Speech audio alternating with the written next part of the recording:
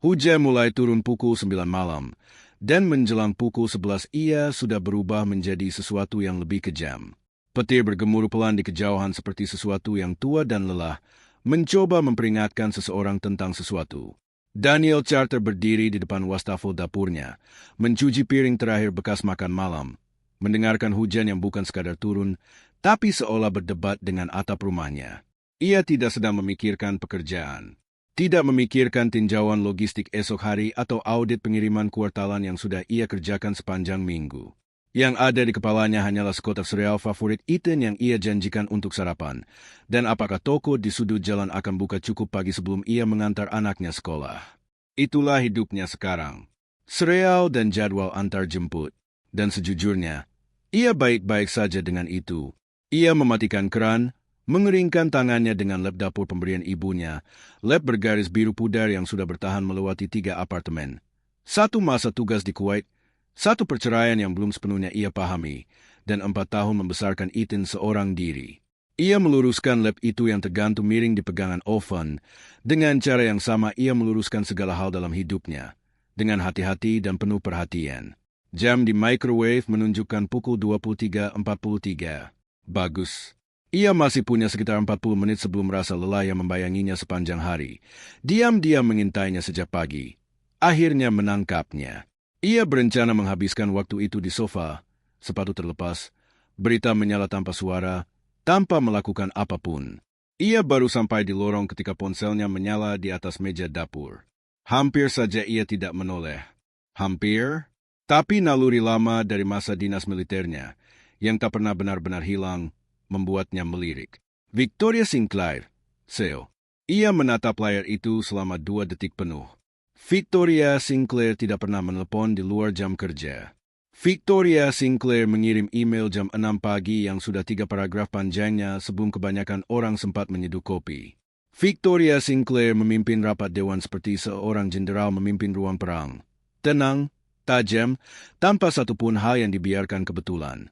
Selama 18 bulan bekerja di bawahnya sebagai direktur operasional di Sinclair Logistics, Daniel belum pernah melihatnya gugup sekalipun. Ia mengangkat telepon. Bu Sinclair. Suaranya memotong sebelum Daniel selesai bicara. Bukan marah, sesuatu yang lebih buruk. Rapu, jangan panggil namaku seperti itu sekarang. Dengarkan saja. Daniel terdiam. Ia bisa mendengar suara hujan di sisi teleponnya juga. Lebih keras, seolah ia berada di luar. Aku butuh kau menjemputku. Aku tidak bisa jelaskan semuanya sekarang. Tapi aku butuh kau datang. Jangan hubungi siapapun. Jangan beritahu siapapun. Hanya kau. Busin. Kumohon. Kata itu, ia pernah mendengar Victoria Sinclair berkata, kumohon, sekali dalam rapat, dengan nada sinis, saat seorang vendor mencoba menaikkan harga kontrak $40,000. Tapi ia belum pernah, sekalipun, mendengarnya seperti ini, seolah kata itu menelan biaya besar baginya, seolah itu kata terakhir yang tersisa. Kau di mana? Tanya Daniel. Ia menyebutkan sebuah alamat, Sutton Club, lounge privat di sisi timur kota, tempat yang tidak punya papan nama karena orang-orang yang pantas berada di sana sudah tahu letaknya. Kau terluka? Tanyanya. Aku tidak tahu. Ada yang salah denganku, Daniel. Sesuatu yang sangat salah dan aku tak tahu apa itu, dan aku tak mau ada yang melihatku seperti ini. Tolong, datanglah saja. Ia sudah bergerak sekarang, tanpa ragu. Ia memeriksa kamar Ethan lebih dulu. Anak itu tertidur pulas. Wajah menghadap bantal. 1 lengan menjuntai dari kasur. Selimut Spider-Man melilit tubuhnya seperti burrito yang selamat dari badai. 8 tahun dan sudah tidur seperti prajurit. Daniel menarik selimut menutupi bahu anaknya. Berdiri selama 3 detik mendengarkan napasnya. Lalu keluar. Ia mengambil jaketnya, kuncinya, dan jas hujan dari gantungan di pintu. Ia melaju menembus badai. Ia melihat Victoria dari setengah blok jauhnya, berdiri di bawah kanopi sempit pintu masuk Sutton Club. Bukan duduk, bukan bersandar, berdiri, seolah bahkan dalam keadaan seperti itu ia masih berusaha tegak, lewat kebiasaan otot semata. Mantelnya basah di bagian bahu. Rambutnya yang biasanya rapi kini basah dan terurai di wajahnya. Ia menggenggam ponselnya dengan kedua tangan seolah itu satu-satunya hal yang menghubungkannya dengan bumi. Daniel berhenti di pinggir jalan, berlari 10 langkah di bawah hujan, berhenti di depannya. Bu Sinclair. Victoria mendongak. Dan itulah pertama kalinya Daniel merasakan sesuatu yang dingin bergerak di dadanya. Sesuatu yang tak ada hubungannya dengan cuaca. Mata Victoria Sinclair tidak fokus. Bukan mabuk. Ia tahu bagaimana rupa orang mabuk. Ia sudah cukup sering melihatnya di ketentaraan. Ini berbeda.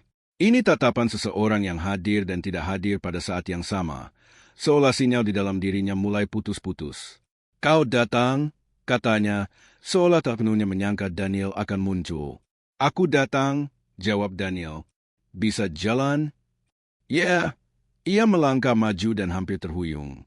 Daniel menangkap lengannya, bukan dengan anggun, hanya cepat dan otomatis, seperti caranya menangkap peralatan di gudang sebelum jatuh ke lantai. Victoria memegang lengannya dengan kedua tangan dan tak melepaskannya. Oke, kata Daniel pelan, suaranya tenang dan mantap. Aku memegangmu. Ayo. Ia membawanya ke mobil, memasangkan sabuk pengaman karena tangan Victoria tak bisa menemukannya sendiri. Aku cuma minum 1 gelas, kata Victoria sambil Daniel masih berjongkok di pintu mobil. Suaranya sangat pelan. Sila mengaku sesuatu yang memalukan. 1. Aku tahu batasanku. Daniel, aku tahu persis batasanku. Ada yang salah? Aku dengar, katanya, kau percaya padaku? Daniel menatapnya, tanpa ragu sedikit pun. Ya, jawabnya, aku percaya padamu sepenuhnya. Ia mengemudi. Seharusnya ia membawa Victoria pulang ke apartemennya di Meridian Tower, lantai 42, dengan penjaga pintu dan resepsionis. Tapi Victoria sudah bilang, jangan beritahu siapapun. Dan gedung itu punya penjaga pintu yang akan mengingat, kamera pengawas yang akan merekam waktu kedatangan, dan mungkin seseorang sudah menunggu untuk melihat bagaimana malam itu berakhir. Pikiran itu muncul jernih di kepalanya, seperti dulu penilaian ancaman muncul semasa dinas militer. Tidak dramatis, hanya praktis. Mungkin ada yang mengawasi. Bergeraklah berbeda. Ia membawanya ke rumahnya sendiri. Bukan keputusan yang ia pikirkan lama. Ia punya tempat aman. Victoria membutuhkannya. Hitungannya sederhana. Saat mobil masuk ke halaman rumah, Victoria tampak sedikit sadar kembali. Ini di mana? Tanyanya. Rumahku. Daniel berhenti sejenak. Anakku ada di dalam. Sedang tidur? Kau bilang ada yang salah denganmu, dan kau tak mau ada yang melihatmu seperti ini. Ini satu-satunya tempat yang kutahu, di mana tak akan ada yang tahu. Victoria menatapnya lama. Baiklah, akhirnya ia berkata. Daniel mendudukkannya di dapur karena ruangan itu hangat dan terang, dan ia perlu melihat wajah Victoria dengan jelas. Ia membuatkan kopi yang ia tahu tak akan diminum, meletakkan segelas air di depan Victoria, dan duduk di seberang meja, seolah mereka akan membahas laporan logistik. Ceritakan apa yang terjadi, kata Daniel, mulai dari saat kau tiba di sana. Victoria bercerita, pelan pada awalnya, lalu makin cepat seiring benang ceritanya mulai ditemukan. Ia menghadiri makan malam privat bersama Marcus Webb dan 2 mitra lain, jamuan kuartalan rutin yang mereka lakukan 4 kali setahun. Ia memesan air soda, lalu beralih ke 1 gelas anggur saat Marcus mendesak. Hanya 1. Di tengah hidangan kedua, tepi ruangan mulai kabur. Ia ingat permisi ke kamar kecil. Ia tak ingat kembali ke meja. Hal terakhir yang kuingat jelas, katanya, adalah berdiri sendirian di luar dan berpikir aku harus menelepon seseorang.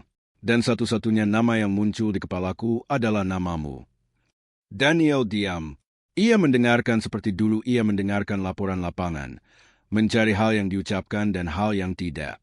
Kau bilang Marcus mendesakmu minum anggur. Ia hanya bersikap ramah. Bilang itu vintage yang bagus, aku harus mencobanya. Victoria terdiam. Ia selalu melakukan hal semacam itu. Dorongan-dorongan kecil. Aku tak pernah berpikir. Ada yang lain di meja itu minum dari botol yang sama? Victoria terdiam. Matanya terangkat menatap Daniel. Aku tidak ingat melihat mereka minum, katanya perlahan. Tapi aku tidak memperhatikan. Daniel mengenggak, tak mendesak. Victoria menatap gelasnya, Rahangnya mengeras. Daniel bisa melihatnya sedang menghitung. Wanita yang menjalankan perusahaan senilai 700 juta dolar kini menjalankan perhitungan yang sangat berbeda dan tak menyukai hasilnya. Menurutmu seseorang membiusku? Menurutku ada sesuatu selain anggur yang membuatmu dalam kondisi itu, kata Daniel. Apa itu dan siapa pelakunya? Aku belum tahu. Belum? Ulang Victoria. Belum? Kata Daniel. Victoria meminta izin ke kamar mandi. Daniel berdiri di luar dapur, mendengarkan hujan di atap, berpikir. Pikirannya tidak membuat asumsi yang mungkin diharapkan seorang pria dalam posisinya. Ia tidak memikirkan apa arti semua ini bagi dirinya. Muncul tengah malam mengantar CEO-nya pulang. Percakapan yang akan terjadi jika seseorang mengetahuinya. Cara hal itu bisa dibingkai oleh orang yang salah. Ia tidak memikirkan itu. Belum. Ia justru sedang memikirkan tatapan Marcus Webb dalam rapat dewan terakhir. Kediaman tertentu yang dimiliki orang-orang yang sudah membuat putusan dan hanya menunggu jadwal untuk dieksekusi. Ia pernah melihat tatapan itu sebelumnya, bukan di ruang rapat, tapi di tempat-tempat di mana keputusan adalah jenis yang berbeda, yang permanen. Victoria kembali dan berhenti di ambang pintu. Ia terlihat lebih stabil, bukan pulih. Stabil, seperti sesuatu yang dipaksa kembali ke tempatnya lewat kemauan keras. Rumahmu sangat bersih, katanya. Daniel hampir tersenyum. Anak 8 tahun, kau belajar menjalankan operasi yang rapi. Victoria melihat sekeliling dapur, bukan dengan penilaian, tapi dengan sesuatu yang tampak seperti kesadaran murni. Gambar krayon yang ditempel di kulkas, buku perpustakaan bertumpuk di sudut meja, lap dapur pudar di pegangan oven. Isen, katanya Belan, kau tak pernah membicarakannya di kantor. Tidak? Kenapa tidak? Daniel menatapnya. Karena kerja adalah kerja. Ia milikku. Aku tidak mencampur hal yang perlu kulindungi dengan hal yang bisa berantakan. Itu sangat disiplin, kata Victoria. Itu cuma masuk akal, jawab Daniel. Victoria duduk kembali, bukan karena butuh, tapi karena memilih. Itu berbeda. Aku berutang permintaan maaf, katanya, karena menelepon di jam segini. Karena ia berhenti, menempatkanmu dalam posisi yang tak seharusnya kuberikan. Kau punya anak di sini. Kau butuh bantuan, kata Daniel. Ada orang yang tugasnya untuk itu. Kau bilang jangan hubungi siapapun. Daniel menatap matanya. Kau menghubungiku. Itu berarti sesuatu. Aku belum tahu apa artinya, tapi itu berarti sesuatu. Victoria menahan tatapannya sesaat, lalu memalingkan wajah. Di luar, hujan belum berhenti. Sekitar pukul 1:30 malam, Victoria mulai benar-benar bicara. Bukan tentang perusahaan, bukan tentang makan malam itu, tapi tentang hal-hal lain yang selama ini menumpuk diam-diam di balik topeng terkendalinya. Ia bercerita tentang usia 34 tahun mewarisi perusahaan dari ayah yang membangunnya untuk bertahan tapi tak pernah membayangkan mewariskannya pada seorang putri. Tentang 5 tahun pertama diabaikan di ruang rapatnya sendiri. Keputusannya dipertanyakan diam-diam oleh pria-pria yang mengira sedang mengaturnya padahal ia justru sedang membangun kasus untuk membongkar setiap rintangan yang mereka pasang. Ia bercerita tentang Marcus Webb, bagaimana dulu ia mentor yang tulus, bagaimana seiring waktu mentor berubah menjadi pengawas, dan pengawas berubah menjadi sesuatu yang belum bisa ia namai sepenuhnya, tapi bisa ia rasakan di sela-sela setiap rapat. Ia bercerita tentang kesepian, bukan jenis yang muncul karena tak punya orang di sekitar. Ia selalu dikelilingi orang. Jenis lain, jenis yang muncul saat berada di ruangan penuh orang dan tahu betul tak satupun dari mereka benar-benar melihatnya. Daniel mendengarkan. Ia tidak menawarkan solusi. Tidak mengalihkan ke hal profesional. Ia hanya mendengarkan dengan bagian dirinya yang belajar kesabaran lewat kesulitan nyata, yang mengerti berapa besar biaya seseorang mengatakan hal yang benar dengan suara keras. Pada satu titik, Victoria berhenti bicara dan mereka hanya duduk bersama suara hujan. Kenapa kau datang? Akhirnya ia bertanya. Kau bisa saja menelepon 911. Bisa menelepon asistenmu. Kau punya 100 pilihan. Kau menelepon aku, kata Daniel lagi. Itu bukan jawaban. Daniel diam seset. Aku tak meninggalkan orang di tengah hujan, katanya. Tak pernah. Tak berniat memulai sekarang. Victoria menatapnya, dan untuk sesaat sosok CEO itu sepenuhnya lenyap. Yang duduk di seberang mejanya hanyalah seorang perempuan yang lelah dan terguncang, dan meski demikian, tak lagi sesendirian 2 jam sebelumnya. Aku akan mencari tahu apa yang terjadi malam ini, kata Daniel. Bukan hanya demi perusahaan, demi kau. Daniel, aku tak minta izin, katanya, tenang seperti cuaca. Aku memberitahumu apa yang akan kulakukan. Victoria menatapnya lama, lalu mengangguk pelan. Daniel menyiapkan sofa untuknya dengan selimut tambahan dari lemari lorong. Victoria protes sebentar, tanpa keyakinan besar. Daniel menyerahkan selimut dan kembali ke kamarnya. Ia berbaring dalam gelap, mendengarkan badai mereda, memikirkan alamat yang diberikan Victoria. Klub itu, jamuan makan malam, 1 gelas anggur yang dituangkan khusus untuknya. Cara ingatannya retak dalam pola tertentu, bukan black coat, bukan kebingungan biasa, tapi potongan waktu tertentu yang hilang bersih, seolah seseorang mencungkilnya keluar dengan pisau bedah. Pukul 6:17 pagi, Ethan muncul di ambang pintu dapur dengan piyama Spider-Man, mata setengah terbuka, rambut berantakan ketiga arah. Ia berhenti, melihat perempuan yang tidur di sofa, lalu melihat ayahnya. Ayah, bisiknya, ada perempuan di sofa kita. Ayah lihat, kata Daniel, menyerahkan mangkok cereal. Ethan mengamati situasi dengan keseriusan seorang anak kecil yang menghadapi variabel penting. Dia baik-baik saja, bisiknya. Daniel menatap anaknya, 8 tahun, dan sudah bertanya begitu. Bukan siapa dia, bukan kenapa dia di sini, tapi apakah dia baik-baik saja. Ya, pikir Daniel, aku membesarkanmu dengan benar. Dia akan baik-baik saja, katanya. Ethan mengangguk sekali, puas, dan naik ke kursinya untuk makan sereal. Victoria bangun pukul 6:52. Ia muncul di ambang pintu dapur, mantel terlipat di lengan. Rambut diikat dengan cara terkendali namun tak seperti biasanya. Ia menatap Daniel, lalu Ethan. Selamat pagi, kata Ethan dengan sopan datar seperti anak yang dibesarkan untuk menyapa orang dewasa apapun situasinya. Victoria berkedip. Selamat pagi, aku Victoria. Aku tuh. Aku, Ethan. Ethan mengangguk seolah itu menegaskan sesuatu yang sudah ia curigai. Ayahku bikin kopi enak, katanya. Kau harus coba. Victoria menatap Daniel. Daniel menggisir kanker korannya tanpa berkata, apa. Victoria duduk di ujung meja dekat jendela. Bukan di seberang Daniel seperti sebelumnya. Cara duduk seseorang yang belum yakin seberapa banyak ruang yang boleh ia ambil. Bagaimana perasaanmu? Tanya Daniel. Lebih jernih, kata Victoria. Belum sepenuhnya normal, tapi lebih jernih. Ingatanmu lebih baik? Victoria berpikir, aku ingat lebih banyak soal makan malam itu sekarang. Percakapannya. Markus, ia lebih ramah dari biasanya, yang seharusnya jadi tanda. Ia tak pernah ramah tanpa tujuan. Ia berhenti.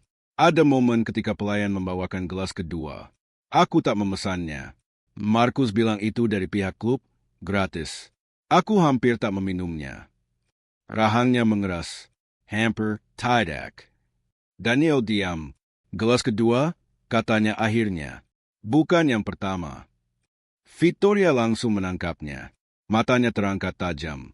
Ia ingin aku merasa aman lewat gelas pertama. Katanya perlahan, membangun pola, lalu gelas kedua. ITU bukan impulsif. Kata Daniel.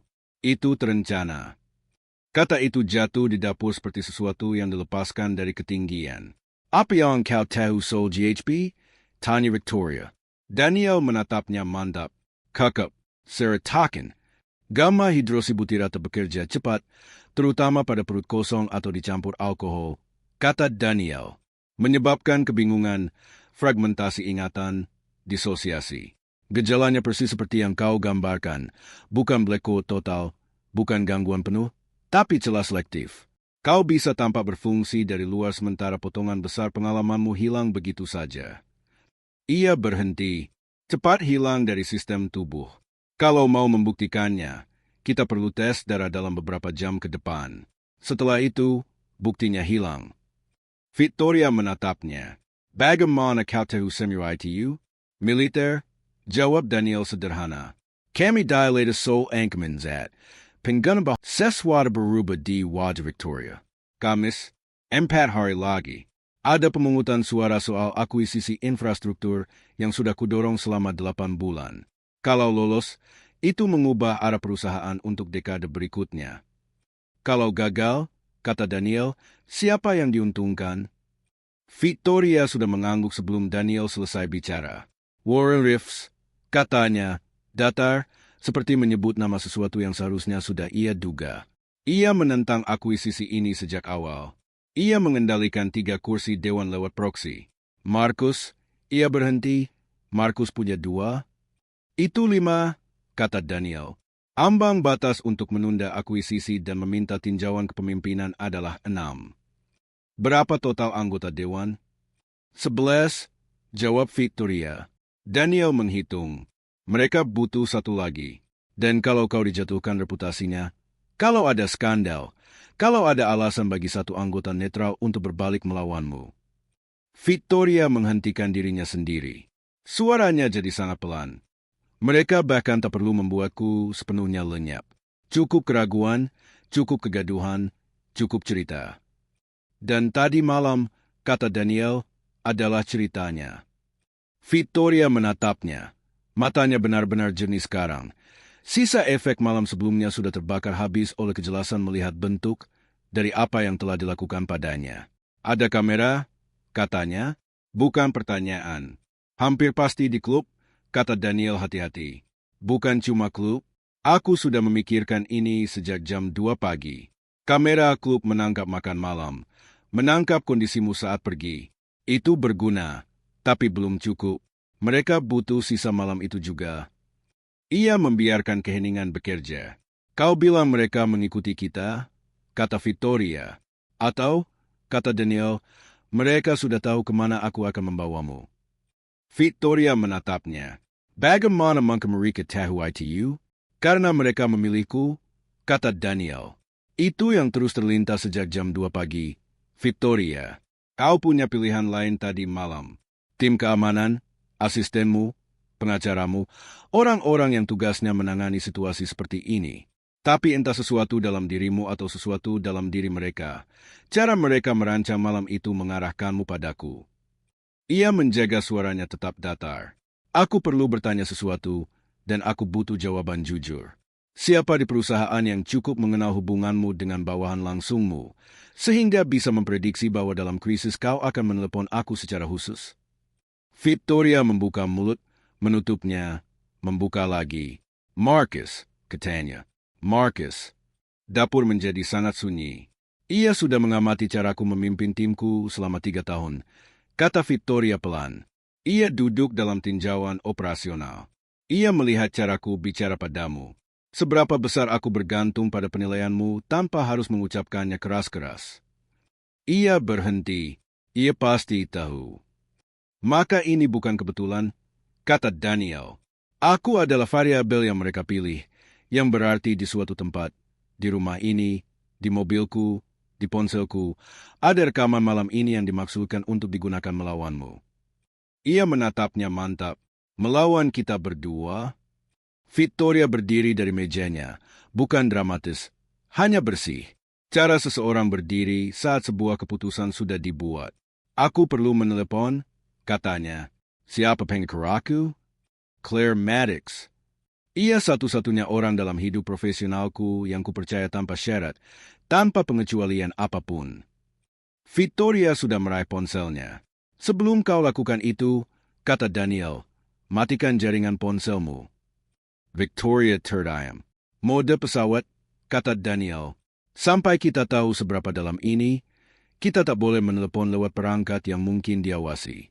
Pakai punyaku. Ia menggeser ponselnya.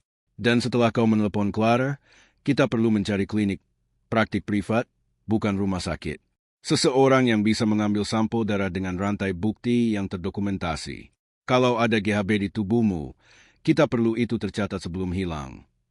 Victoria menatap ponselnya, lalu menatap Daniel. Kau sudah memikirkan semua ini? Katanya. Sejak jam 2 pagi, kata Daniel lagi, sementara aku tidur. sementara kau tidur.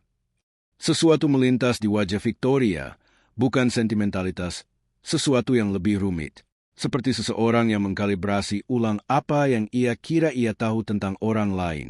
Kenapa? Tanyanya. Kau bisa saja mengantarku pulang lalu pergi. Kau bisa tetap jauh dari semua ini. Aku tahu, kata Daniel. Jadi kenapa tidak? Daniel mengangkat cangkirnya, menyeruput pelan. Karena siapapun yang merancang ini mengandalkan semua orang di sekitarmu melakukan tepat itu. Menjauh, menjaga jarak, melindungi diri sendiri lebih dulu. Ia meletakkan cangkirnya. Aku tidak bekerja seperti itu. Victoria menatapnya sesaat, matanya masih menyimpan kelelahan malam itu, tapi ada sesuatu yang lebih tenang di sana sekarang. Aku memang tak menyangka kau begitu, katanya pelan. Ia mengambil ponsel Daniel dan berjalan ke ujung dapur untuk menelepon. Pengacara, Claudius, mengangkat di dering kedua. Panggilan itu berlangsung 11 menit. Clara menyarankan sebuah laboratorium privat dengan dokter yang ia percaya dan bisa bertemu pukul 9 pagi jika mereka berangkat dalam 30 menit. Clara juga bertanya apakah Daniel bersedia membuat pernyataan resmi soal malam itu, kondisi Victoria saat ditemukan, urutan waktu, semuanya. Ya, kata Daniel tanpa ragu. Mereka tiba di klinik itu pukul 9 lewat sedikit. Clara sudah menunggu di lobi dengan kopi yang belum disentuh.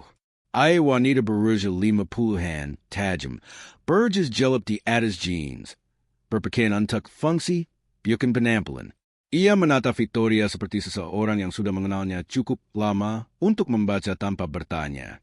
Kau terlihat kacau, kata Clara. Terima kasih, jawab Victoria.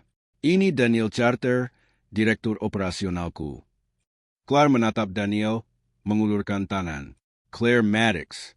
Aku sudah dengar namamu 2 kali dalam 3 bulan terakhir dari Victoria, yang di dunianya berarti kau entah tak tergantikan atau justru masalah. Pagi ini aku mencoba jadi keduanya, kata Daniel. Pengambilan sampel darah berlangsung 11 menit. Dr. Reyes bekerja tenang dan metodis, mendokumentasikan waktu dan rantai bukti dengan presisi yang menunjukkan pengalaman dalam konteks hukum. Hasilnya akan tersedia dalam 6 jam, dikirim langsung ke email aman Clara. Di lobi, Clara mengeluarkan buku catatannya. Ceritakan semuanya dari awal. Victoria berserta. Daniel menambahkan bagian yang tak Victoria lihat, percakapan telepon, kondisinya saat ditemukan, data perjalanan, percakapan di meja dapur. Katakan komunikasi yang kau tarik pejai ini. Kata Claire kepada Victoria. Kau bilang 35 hari. Aku perlu salinannya, terdokumentasi lengkap dengan cap waktu, dari akses administratifmu, bukan diteruskan dari perangkat pribadi. Bisa kau berikan sore ini? Ya, Claire menatap Daniel. Dan kau bersedia membuat pernyataan resmi. Pernyataanmu akan menempatkanmu langsung di tengah ini. Tuan Charter, aku tahu itu bisa memengaruhi posisimu di perusahaan. Nona Mados, Daniel memotong, tidak kasar, hanya tegas. Aku dipilih untuk ini secara spesifik karena seseorang mengira perhitungan risikoku akan membuatku diam. Kalau aku diam, analisis itu benar. Aku tak mau itu benar. Clara menatapnya lama, lalu berkata kepada Victoria, aku suka dia. Jangan sampai dia dipecat. Clara merangkum situasi. Jika hasil toksikologi mengonfirmasi GHB, itu kasus pidana yang mengubah dinamika dewan sepenuhnya karena Marcus dan Reeves merancang ini sebagai permainan korporat, bukan masalah pembelaan pidana. Tapi jendela waktunya sempit. Jika mereka menyebarkan rekaman sebelum hasil toksikologi keluar, merekalah yang mengendalikan narasi pertama. Daniel mengusulkan untuk melacak jejak keuangan Meridian Consulting Group, firma konsultan luar yang mungkin terhubung dengan Marcus lewat pengeluaran perusahaan yang disetujui tanpa pengawasan ketat karena berada di bawah ambang batas tinjauan langsung Victoria. Clara setuju mengirim penyelidik keuangannya untuk melacak jejak korporat Meridian sebelum tengah hari. Berikut yang penting dalam 72 jam ke depan, kata Clara, pemungutan suara Dewan Tetap hari Kamis. Kasus konspirasi berjalan di jalur terpisah dari pertanyaan tata kelola korporat dan sekutu Marcus di Dewan. Suara proksi yang ia kendalikan, itu tak akan menguap begitu saja hanya karena ia berjalan keluar dari ruangan. Proksi bersifat kontraktual. Kita perlu meninjau setiap dari mereka. Mereka pindah ke kantor teman lama Daniel dari militer, Ray Tillman, yang menjalankan firma konsultan logistik privat di lantai 2 sebuah gedung di Jalan Caldwell. Ray tak banyak bertanya, hanya menyediakan ruang rapat dan kopi, lalu menutup pintu kantornya sendiri. Ray adalah pria bertubuh besar, seseorang yang dulu terbiasa mengangkat beban berat untuk mencari nafkah dan tak pernah benar-benar berhenti melakukannya. Ia melihat situasi di depannya dengan ketenangan seseorang yang belajar di militer bahwa hampir tak ada yang benar-benar seaneh tampilannya di permukaan. Daniel mulai membangun dokumen kronologi, tanggal pengeluaran, jejak komunikasi, tanggal pemungutan suara dewan. Semuanya disusun berurutan seperti laporan pasca tugas militer. Faktual, tanpa opini, dengan cap waktu. Pukul 10:47, ponsel Daniel berdering. Nomor tak dikenal. Nalurinya membuatnya mengangkat. Ini Warren Reeves, kata suara di seberang, halus dan terkendali. Kupikir kita perlu bicara. Nama itu membuat Victoria mendongak. Tentang apa? Tanya Daniel. Tentang tadi malam. Tentang apa yang terjadi di Sutton Club, dan tentang apa yang menurutku kau mungkin terjebak di dalamnya tanpa sepenuhnya memahami skalanya. Aku paham skalanya dengan baik, kata Daniel. Aku yakin begitu. Kau pria cerdas. Cukup cerdas, kuharap, untuk tahu kapan seseorang menawarkan jalan keluar sebelum semuanya jadi rumit. Bagaimana kau dapat nomor ini? Tanya Daniel. Jeda sebentar, cukup lama untuk bermakna. Apa itu penting? Ya, kata Daniel, sangat penting. Tuan Charter, lanjut Daniel, aku akan katakan ini sekali dengan jelas agar tak ada kebingungan nanti. Aku tak tertarik pada jalan keluar. Aku tak tertarik pada apapun yang akan kau tawarkan. Dan panggilanmu ke nomor ini, yang seharusnya tak kau miliki, adalah sesuatu yang akan kudokumentasikan lengkap dengan waktu, tanggal, dan isi percakapan ini. Jadi kalau kau mau lanjut bicara, itu pilihanmu. Tapi ketahuilah semua yang diucapkan mulai sekarang masuk catatan. Selamat siang, Tuan Ledes. Ia mengakhiri panggilan. Ia menelepon nomor pribadimu, kata Victoria. Suaranya datar sepenuhnya. Yang berarti informasi yang mereka miliki tentangmu lebih dalam dari sekadar tadi malam. Mereka sudah membangun berkas tentangmu. Tentang aku. Ia berhenti. Seberapa dalam ini, Daniel? Cukup dalam sampai mereka rela mengambil risiko menelepon pagi ini, kata Daniel. Yang memberitahuku dua hal. Pertama, mereka gelisah. Mereka mengira kita akan lebih lambat, lebih bingung. Kedua, apapun yang mereka rencanakan untuk hari ini sudah bergerak. Ponselnya berdering, pesan dari Clara. Investigasinya menemukan bahwa seorang jurnalis di sebuah jurnal bisnis kota telah didekati semalam dengan tawaran rekaman eksklusif disertai narasi siap pakai. Judulnya menyebut ketidakstabilan kepemimpinan Sinclair. Rekaman itu tak hanya dari tempat parkir klub, tapi juga dari jalan di depan rumah Daniel. Victoria membaca pesan itu 2 kali, lalu meletakkan ponsel perlahan. Mereka menempatkan orang di depan rumahmu, katanya, saat anakmu tidur di dalam. Daniel tak menjawab, tapi sesuatu bergerak dalam dirinya, lebih dingin dari sekadar amarah, lebih personal. Mereka memutuskan menjendalkan langkah pertama, biarkan beriksi terhadap langkah mereka. Daniel menghubungi jurnalis itu, Paul Greer, dan mengatur wawancara resmi di kantor Ray pukul 12 siang. Victoria setuju memberikan kesaksian depan rekaman, faktual dan terdokumentasi, bukan emosional, tapi struktural, uang, suara dewan, jadwal. Greer datang tepat waktu, membawa perekam dan buku catatan. Selama 57 menit, Victoria memberikan penjelasan paling presisi dan terdokumentasi tentang sebuah konspirasi kriminal yang pernah Daniel saksikan di luar lingkungan militer.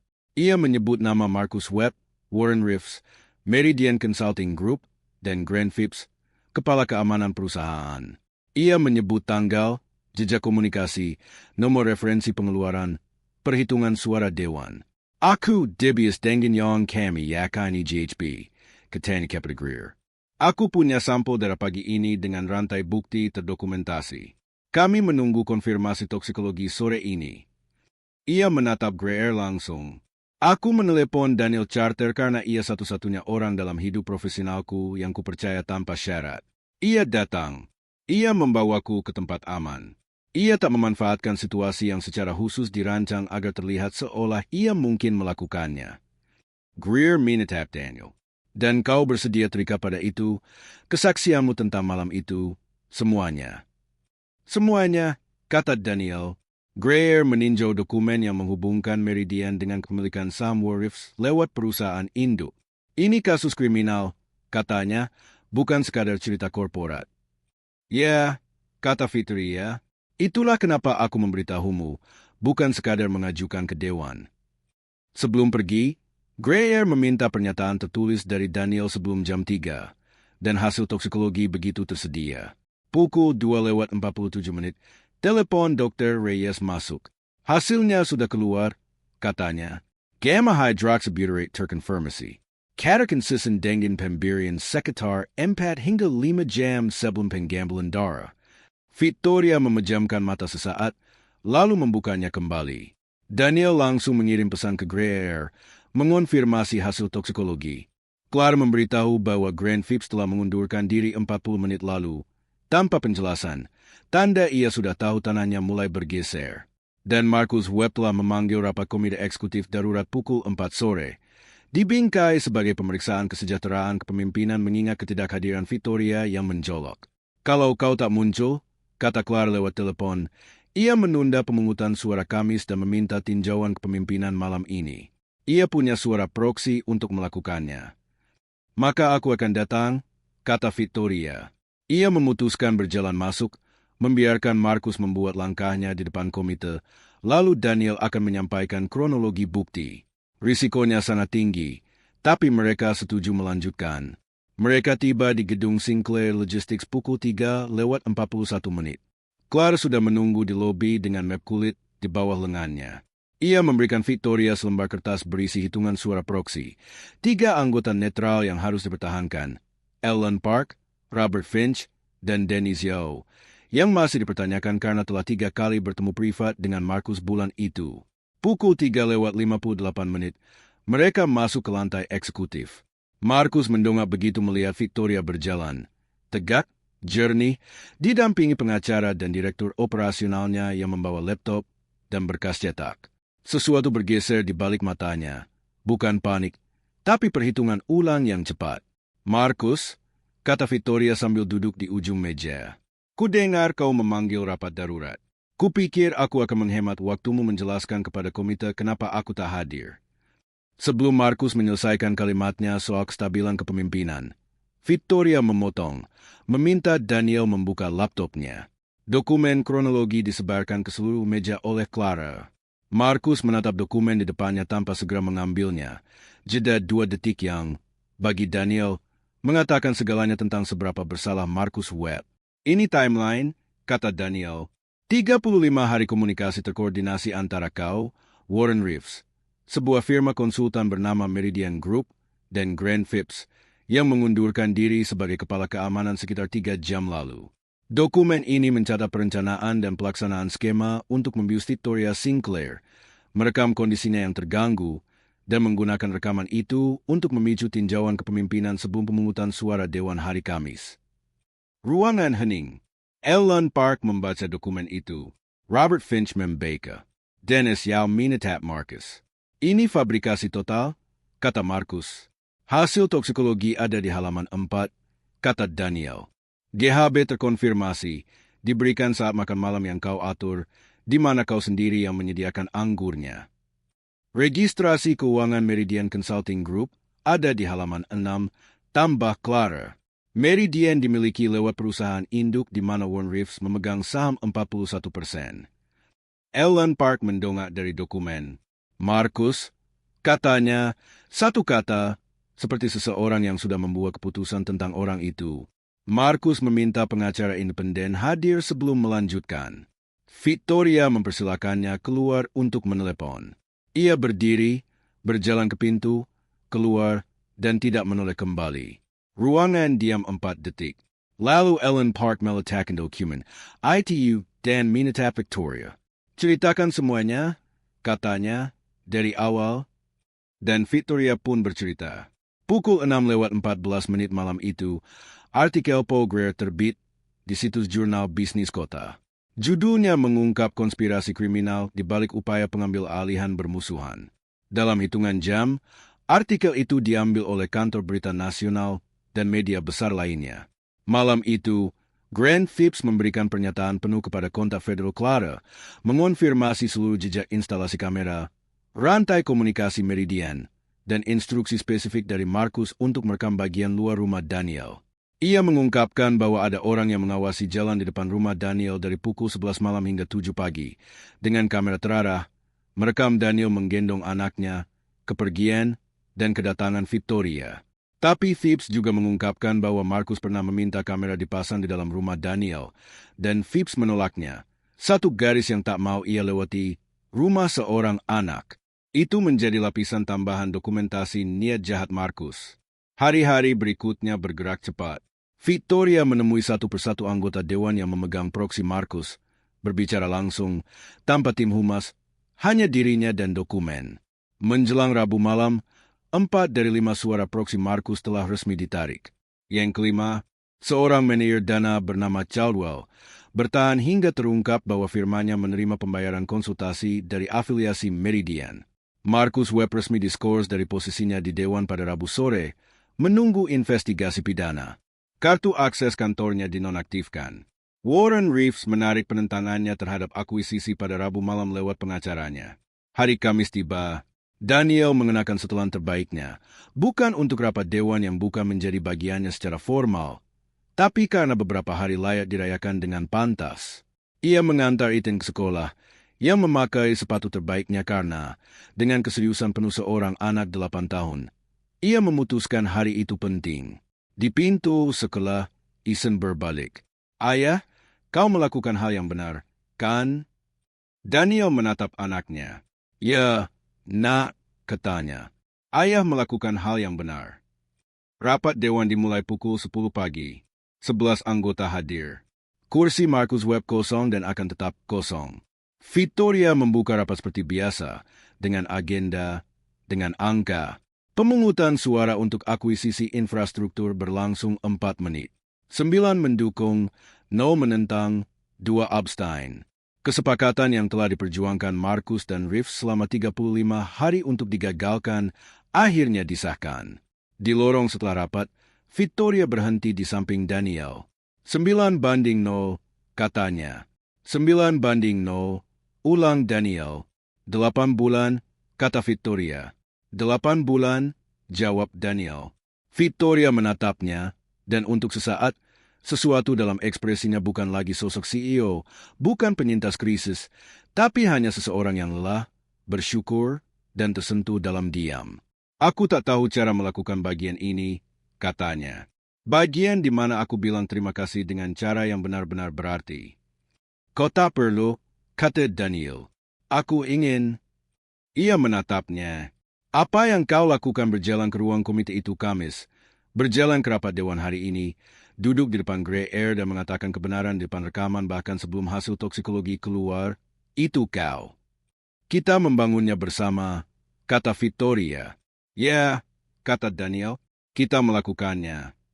3 minggu setelah pemungutan suara dewan, kantor kejaksaan resmi mendakwa Marcus Webb dengan konspirasi penipuan, pemberian zat terkontrol secara kriminal, dan pengawasan tanpa izin. Grant Phipps mengaku bersalah atas 3 dakwaan dalam perjanjian kerjasama. Warren Reeves menyelesaikan 2 dakwaan perdata dengan denda finansial signifikan. Meridian Consulting Group dibubarkan atas perintah pengadilan. Posisi Daniel di Sinclair Logistics tak pernah dipertanyakan. Victoria menegaskan itu kepada dewan bukan sebagai pembelaan, tapi sebagai fakta operasional. Penilaian, presisi, dan integritas Daniel telah terbukti dalam kondisi yang tak akan dihadapi kebanyakan karyawan. Ia mendapat kenaikan gaji tanpa memintanya. 6 minggu setelah pemungutan suara dewan, pada suatu Sabtu pagi saat Ethan sedang menghadiri pesta ulang tahun temannya, ponsel Daniel berdering. "Kau sibuk?" tanya Victoria. "Aku punya 3 jam dan 0 kewajiban," jawab Daniel. "Aku di luar," katanya. Daniel membuka pintu depan. Victoria berdiri di teras, bukan dengan pakaian CEO-nya, tapi jeans dan jaket, rambut tergerai, membawa 2 cangkir kopi. Kupikir mungkin kita bisa bicara, katanya. Bukan soal perusahaan, bukan soal semua itu. Cuma bicara. Daniel mempersilakannya masuk. Mereka duduk di dapur yang sama tempat Victoria pernah duduk di malam terburuk dalam hidup profesionalnya. Lap dapur pudar masih tergantung di pegangan oven. Gambar krayon masih tertempel di kulkas. Tak ada yang berubah pada rumah ITU. Tapi sesuatu di antara mereka berdua telah berubah. Mereka bicara selama 2 jam. Tentang masa dinas Daniel di Kuwait. Tentang ayah Victoria yang sebenarnya. Bukan versi warisan. Tentang Ethan. Di akhir percakapan, Victoria berdiri untuk pergi. Di teras, I berani dan berbalik. Aku ingin bertanya sesuatu, katanya. Malam itu, saat kau memutuskan untuk melawan alih-alih melindungi dirimu sendiri, apa yang kau pikirkan saat itu? Bukan penjelasan yang kau berikan setelahnya. Yang sebenarnya, Daniel memikirkannya sungguh-sungguh. Aku memikirkan Ethan, katanya, tentang apa yang ingin ia lihat dari ayahnya. Saat ia cukup umur untuk mengerti apa yang terjadi, aku ingin ia tahu bahwa ayahnya melihat situasi buruk dan tak menghitung untung ruginya, hanya melakukan hal yang benar dan memikirkan sisanya belakangan. I mean it, Victoria. Itu satu-satunya contoh yang ku tahu bagaimana memberinya, jadi itu yang kupakai. Victoria menatapnya lama. Ia akan menjadi luar biasa, katanya, anakmu. Ia sudah, jawab Daniel. Victoria mengangguk, menyentuh lengan Daniel sebentar, bukan romantis, bukan formal, sesuatu yang lebih nyata. Sentuhan seseorang yang telah melewati api bersama seseorang dan tahu di dalam tubuhnya apa artinya itu. Lalu ia turun dari teras, masuk ke mobilnya, dan pergi. Daniel berdiri di teras sesaat setelah kepergiannya. Lingkungan itu sunyi. Seekor anjing menggonggong 2 rumah dari sana. Seorang anak mengendarai sepeda melewati ujung jalan masuk, oleng dan bertekad. Ia memikirkan malam ketika semua ini dimulai. Hujan, telepon itu, keputusan untuk memakai jaket dan mengemudi menembus sesuatu yang belum ia pahami. Ia memikirkan Marcus Webb duduk sendirian di kantor gelap menunggu telepon yang tak akan pernah datang. Ia memikirkan Ethan yang bertanya, dengan keseriusan penuh usia 8 tahun, apakah perempuan itu baik-baik saja? Bahkan sebelum ia tahu jenis pertanyaan apa yang sedang ia ajukan. Ia kembali masuk ke rumah. Ia mencuci kedua cangkir kopi. I Melly Ruskin lap, daper di pegangan oven. Rumah itu tetap sama seperti sebelumnya. Tenang, sederhana, penuh jejak kecil kehidupan seorang ayah dan anaknya. Tapi Daniel tahu sesuatu di dalam dirinya telah berubah sejak malam badai itu. Sesuatu yang tak bisa ia jelaskan dengan kata-kata sederhana. Hanya bisa ia rasakan setiap kali ia berdiri di dapur ini dan mengingat semuanya. Dan Daniel Charter, ayah tunggal, mantan perwira logistik militer, satu-satunya orang yang mengangkat telepon pukul 11:47 pada malam Selasa yang berbadai ketika semuanya sudah bergerak, melanjutkan sisa hari Sabtunya seperti seorang pria yang telah melakukan apa yang seharusnya ia lakukan. Bukan karena ia tak pernah takut, bukan karena ia luar biasa, tapi karena saat momen itu tiba, ia sudah lama memutuskan jenis pria seperti apa yang ingin ia jadi. Dan keputusan itu, pada akhirnya, adalah satu-satunya yang benar-benar penting, satu-satunya yang akan terus ia bawa ke setiap malam badai berikutnya, ke setiap pilihan sulit yang mungkin datang di masa depan, karena ia tahu persis siapa dirinya sekarang, dan itu sudah cukup.